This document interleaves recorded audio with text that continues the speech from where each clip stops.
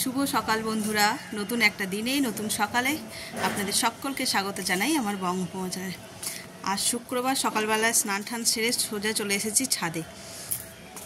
চারিদিক মেঘাচ্ছন্ন, বা 8:30 মতন বাজে, 8:30 নয়, 8:27 হয়েছে সবে, কিন্তু চারিদিক মেঘাচ্ছন্ন হয়ে আছে। বর্ষাকালে এরকমটাই স্বাভাবিক, কিন্তু আমি এসেছি এই যে এক বালতি জামা কাপড় নিয়ে মেলবো বলে। কাচাকুচি যতভাবে করবো না, কিন্তু ঘরে পড়া জিনিসপত্রগুলো তো একটু কাচতে হয়। 2-3টে করে নাইটি পরে, তারপরে ছেলের, ওর বাবার, যেগুলো আমরা ঘরে পড়ি সেগুলো তো রোজেরটা রোজ কাচতেই হবে। ওটা নিয়ে সমস্যা, নইলে আর কোনো সমস্যা নয়, কিন্তু সেই ভয়তো শাড়ি পরাও ছেড়ে দিয়েছি। দাঁড়া একটা তোমাদের দেখাই আগে, তারপরে কথা বলছি। কালকেই না কবে বলছিলাম না, শীত পড়লে প্রজাপতির আনাগোনা শুরু হবে। কি অপূর্ব কালার না! আর কেন এসেছে জানো? এই দেখো কেন এসেছে। এইরকম ফুল যদি গাছে ফুটে থাকে তাহলে কি আর প্রজাপতিরা না এসে পারে? একই গাছে দুটো জবা ফুল ফুটেছে এরকম। এগুলোকে আবার মেজদা বলে ড্রাগন জবা। যে কথাটা বলতে গিয়ে আটকে গেলাম ওই প্রজাপতি দেখে, সেটা হচ্ছে যে ওই বর্ষাকালে আর কি, এই বর্ষাকালের জন্য শাড়ি পরা পর্যন্ত ভুলে যেতে হচ্ছে। এত বড় শাড়ি কোথায় মেলবো? ভিজে শাড়িটার ঘরের ওই পর্দার রডগুলোতে মেললে বড্ড বিচ্ছিরি লাগে দেখতে। সেই জন্য না কটা দিন নাইটি করে চালাই, আবার তো রোদ্দুর তো উঠবেই, বৃষ্টি থামবেই, এই হচ্ছে কথা। তাহলে চলো আর বেশি কথা না বাড়িয়ে আজকের দিনটাকে এখান থেকে দারুণভাবে শুরু করি। আর বাজার গেছে কি মাছ আনে দেখি, তার উপর ডিপেন্ড করছে কি রান্না হবে না হবে। তাহলে চলো কাপড় কটাকে মেলে নিই, নিয়ে তারপর নিচে যাবো।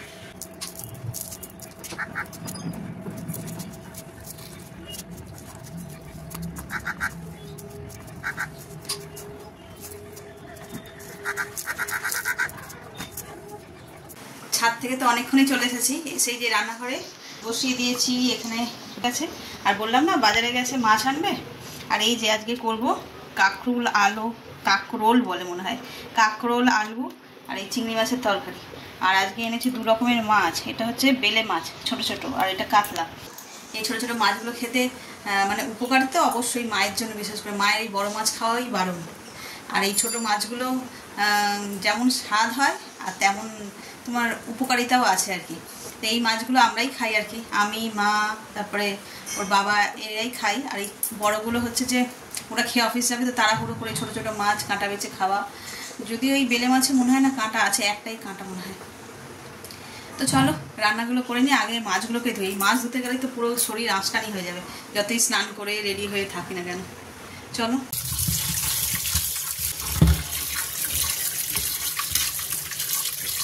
বাজার দিয়ে কেটে বেছে নিয়ে আসে, তাই শুধু ধুয়ে নিলেই হয়ে যায়, বেশি চাই হয় না। মাছগুলো তো সব ধোয়া হয়ে গেছে, এবার এতে দিয়ে দেবো নুন হলুদ, এটাতেও দেবো, এই চিংড়ি মাছটাতেও দেবো।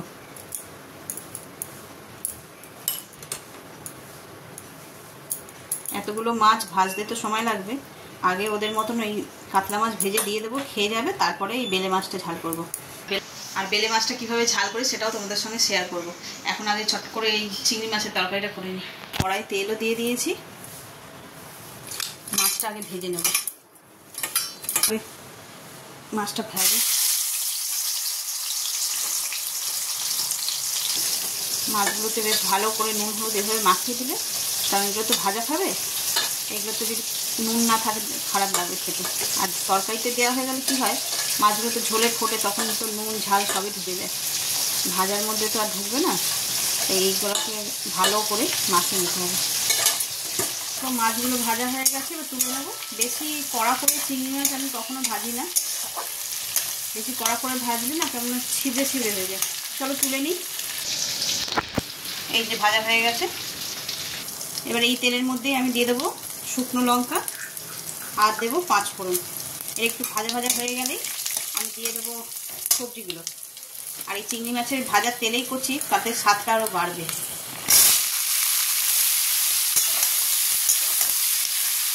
এগুলোকে প্রথমে ভালো করে ভাজা ভাজা করতে হবে, তারপর এতে মশলা দেবো। দেখো তরকারিটার জন্য আমি একটা মশলা রেডি করবো। অল্প একটু পোস্ত, টমেটো আর কাঁচা লঙ্কা নিয়েছি। স্বাদ অনুসারে নুন দেবো, হলুদ দেবো, জিরে গুঁড়ো।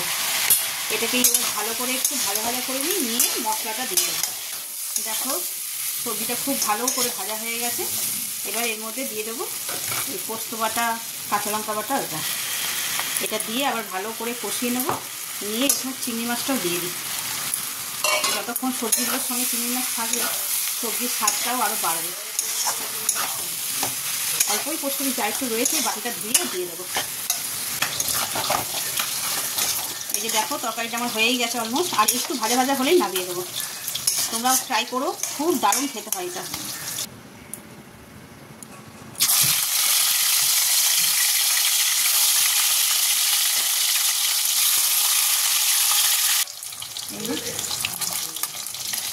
সেখানে কড়া যেন ঠান্ডাই হয়ে যাচ্ছে, একটু করে হাওয়া দিচ্ছে।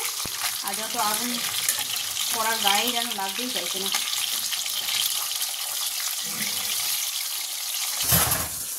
কয়টা বন্ধ করে দেবো।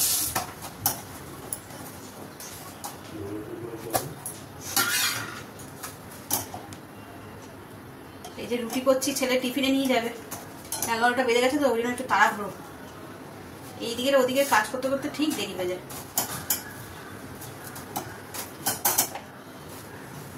আজকে নিয়ে যাবে রুটি, আর এখানে ডিম তড়কা বানিয়ে দিয়েছি, ওটা দিয়ে দেবো।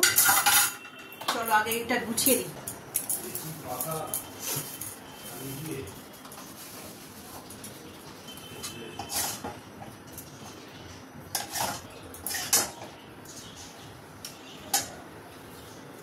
এই যে ভর্তি করে দিই, নইলে তো সব বন্ধুদের যা হয় আর কি, কাড়াকাড়ি করবে, এরই ভাগে কিছু পড়বে না। তারপরে এও নিশ্চয়ই করে, আমি তো দেখতে যাচ্ছি না, আর অস্বীকারও করবো না। তবে আমি চেষ্টা করি রোজই দিয়ে দেওয়ার।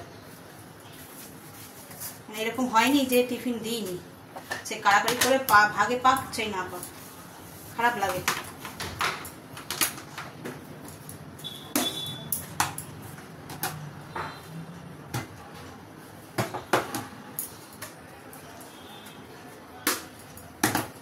চলো এই যে টিফিন রেডি। এই যে সবাই তো খেয়ে দিয়ে কাজে চলে গেল, আর ছেলেও স্কুলে চলে গেছে। এইবার এই আরাম করে এবার মাছের ঝালটা রান্না করবে। এত তাড়াহুড়ো করে সকালবেলায়, তখন এই মাছের ঝালটা করাই হয়নি। আর এমনিতে ওরা কাতলা মাছ খেয়ে যেত, সেই জন্য করিনি। আর এই যে এখন করছি, একটু কালো জিরে ফোড়ন দিলাম। ওই যেভাবে আগের দিনে দেখেছিলাম তেল ঝালগুলো করি মাছের, আমি এইভাবেই করি। আর মাছ আমি ওদের যখন কাতলা মাছ ভেজে দিচ্ছিলাম তখনই মাছ একবার ভেজে রেখেছিলাম। আর এখন শুধু ওই কারিটা করে নিলেই হয়ে যাবে।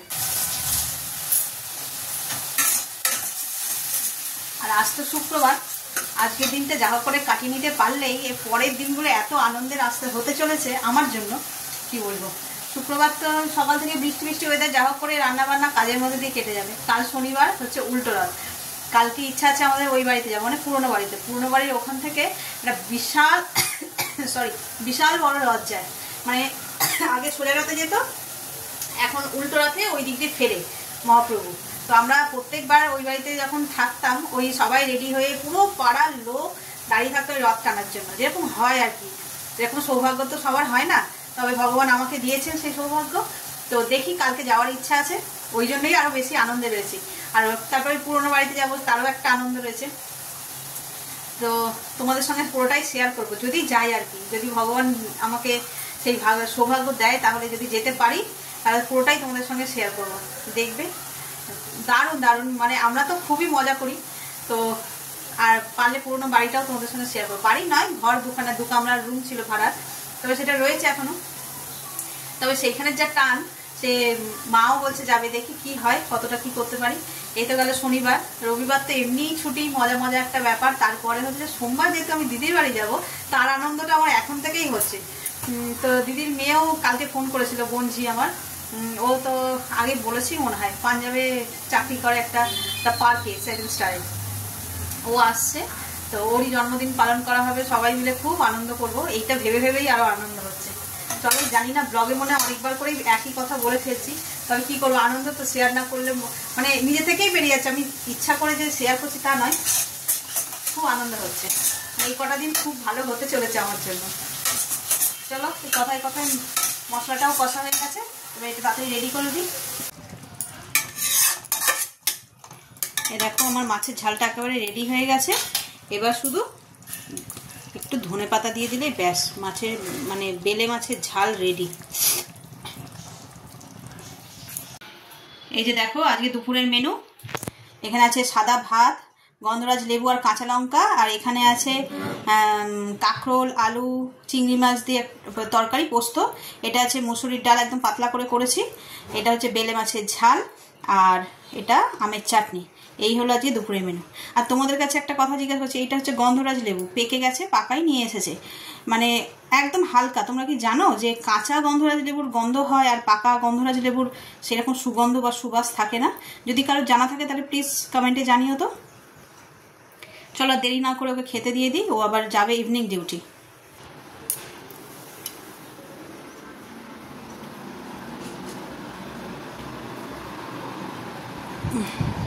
শুনছো? এসো, দিয়ে দিয়েছি। আর এই একটা ফাঁকা বাটি একে দেব। আমার কর্তামশাইয়ের একটা খুব ভালো গুণ আছে, উনি খাবার আগে সব কিছু খাবার ওই ঠাকুরের নাম করে একটা বাটিতে দিয়ে তারপরে ও খায়। চলো তাহলে ও খেয়ে নিক আর আমি বাকি কাজগুলো সেরে নিই, ঠিক আছে? ক খ গ ঘ ঙ চ ছ বর্গের জ ছ ইয় ট।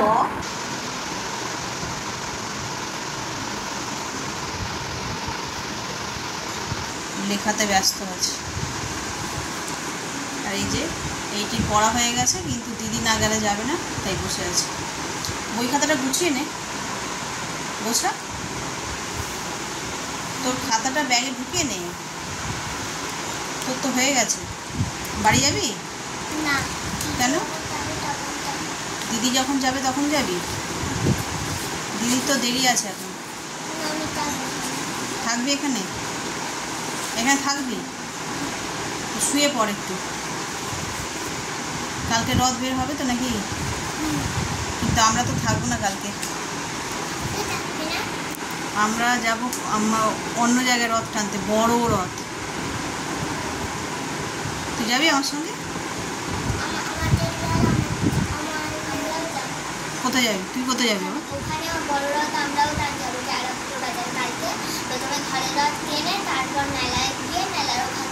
কোথায় মেলা? কোথায় বসেছে মেলা? ওই জাগরণী সংঘ ক্লাব আছে, ওখানে বসেছে একটা ছোট মেলা, ওখানে যাব। আমরা ওখানে যাব না, আমরা যাবো শিয়ালদায়, ওই পুরনো বাড়িতে আমাদের ওখানে। আমি ছবি তুলে নিয়ে আসবো। ছোটদার মন্দিরের মেলা? দোলনা আছে? মেলায় দোলনা বসবে না? তাহলে আমি ছবি তুলে নিয়ে আসবো, দেখবি আমি যেই মেলায় যাব সেখানে দোলনা, তারপরে অনেক কিছু বসবে, আবার সেখানে পাখি বিক্রি হয়, মাছ বিক্রি হয়। এরকম মেলা দেখেছিস? তোরা তো দেখেছি খেলনাবাটি বিক্রি হচ্ছে, জামা কাপড় বিক্রি হচ্ছে, তারপরে গজা এইসব বিক্রি হচ্ছে, তাই তো? আর আমি যেখানে যাবো সেখানে মাছ, তারপর খরগোশও বিক্রি হয়। ছবি তুলে নিয়ে আসবো, দেখবি। তুই করে নে, আর গল্প নয়, রাত্রি হচ্ছে, চট করে কর। আয়ুষ, তুই যদি বাড়ি যেতে চাস তাহলে যেতে পারিস, দিদির দেরি আছে।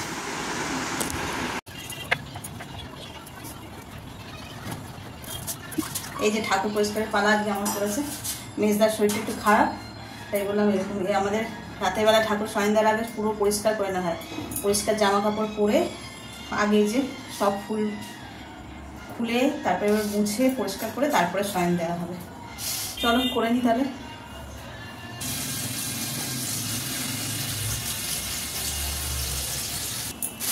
এই যে এক ব্যাগ ফুল সকালবেলায় সাজানোর জন্য আনা হয়, আবার বিকেলবেলায় মানে রাত্রিবেলায় আর কি ঠাকুর শয়ন দেওয়ার জন্য সব তুলে ফেলা হয়।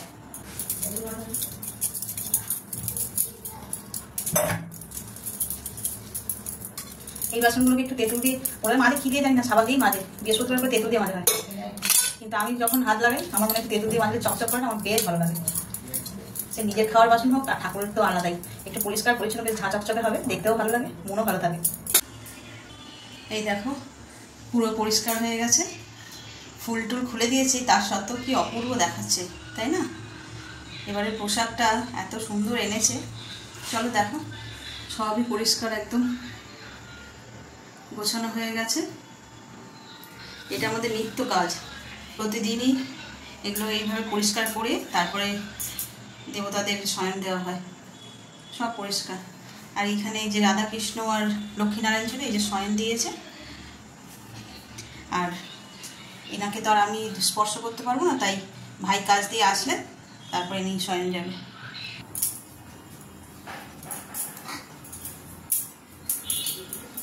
ঠাকুর ঘরের কাজ তো হয়ে গেছে, এবার চলে এসেছি রান্নাঘরে। রান্নাঘরে রাতের তরকারিটা একটু করতে হবে, তো আজকে বানাবো তরকা,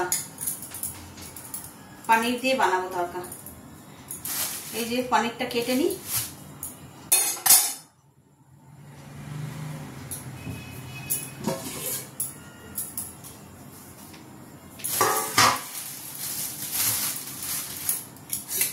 ডিম দিয়ে তরকা হচ্ছে যে ফেমাস একটা খাবার, যেমনটা আগেও তোমাদের বলেছি, ডিম দিয়ে করলে সকলে খায় না, সেই জন্য আমাদের এই দিয়ে করা হয়, পনির দিয়ে করি।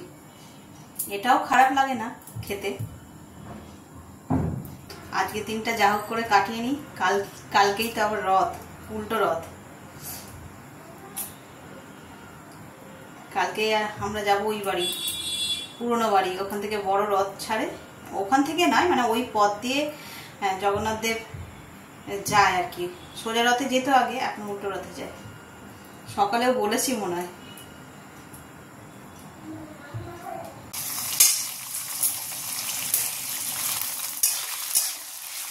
দেখো পনির তরকা করবো, সেই জন্য পনিরগুলোকে ছোটো ছোটো করে কেটে আর হালকা ভেজে নেব। এগুলো ভেজে তুলে নিলাম। এবার এই কড়ার মধ্যে দিয়ে দেবো পেঁয়াজ। দেখো পেঁয়াজটা লাল লাল করে ভাজা হয়ে গেছে। এবার এর মধ্যে রসুন আর কাঁচা লঙ্কা দেবো, টমেটো। আর এই টমেটোটা যাতে তাড়াতাড়ি সিদ্ধ হয়ে যায়, আমি এখনই এতে দিয়ে দেবো নুন।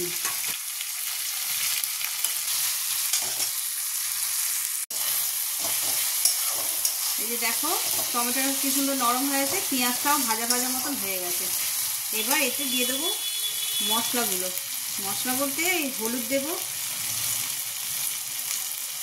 অল্প একটু লঙ্কা দেবো, আর দেবো তরকা মশলা। দেখো মশলাটা কষানো হয়ে গেছে। এবার এতে দিয়ে দেবো তরকাটা। ডালটা ফুটে গেছে, এবার এর মধ্যে দিয়ে দেবো পনির ভেজে রেখেছিলাম সেটা।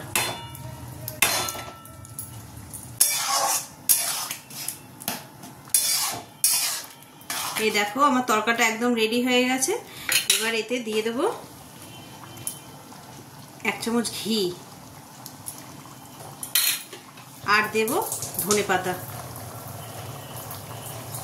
আর এই যে রেডি হয়ে গেছে আমার পনির তরকা। তোমরাও চাইলে এইভাবে ট্রাই করতে পারো, বেশ সুস্বাদু একটি খাবার আর বেশ টেস্টি হয়। রান্নাঘরটার কি অবস্থা দেখাই দাঁড়াও। এই দেখো রান্না করার পরে এই অবস্থা। ওকে একটু গুছিয়ে নিলে আজকের মতন কাজ এখানেই শেষ হবে আর কি। আর ওদিকে জলের বোতল বসিয়েছি, জল দিতে। আর ওই যে ডাক দিচ্ছে, জলের বোতল বসিয়ে সুইচ দিয়েছি জল ভরবো বলে। চলো তাহলে করে নিই।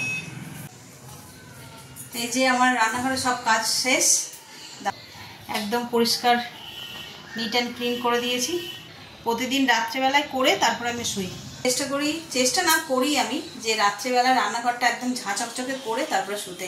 তো আজকে রান্নাটা করে উঠতে দেরি হয়ে গেলো, 10টা বাজে। দেরি হয়ে গেল দেখে ওই জন্য আমি কী করলাম, একসঙ্গেই সব মুছে টুছে পরিষ্কার করে, যাতে না রাত্রে করতে হয়। তাহলে চলো, খাওয়াই একটু দেরি আছে, একটুখানি বসি, তারপরে তোমাদের সঙ্গে শেয়ার করবো আজকে রাত্রের মেনুটা কি আমাদের। এই যে আজকে রাতের ডিনার আমাদের এখানে আছে গরম রুটি, তরকা, পেঁয়াজ, আম, আর এটা হচ্ছে দরবেশ। এই হচ্ছে, আর এই হলো আজকে আমাদের রাতের ডিনার। তো চলো, ঘড়িতে 10:30 বাজে, 10:30 নয় 40 হয়ে গেছে। চলো খেয়ে নিই। আর আজকে ব্লগটাকে এই পর্যন্তই রাখছি। যদি কিছু ভালো লেগে থাকে তাহলে please like, comment, share and subscribe. সকলে ভালো থাকবেন, সুস্থ থাকবেন। আর যদি কিছু ভুল ত্রুটি হয়ে থাকে তাহলে সেটা মার্জনা করবেন, সংশোধন করবেন। তাহলে চলো, আগামীকাল আবার একটা নতুন দিনের সঙ্গে দেখা হচ্ছে।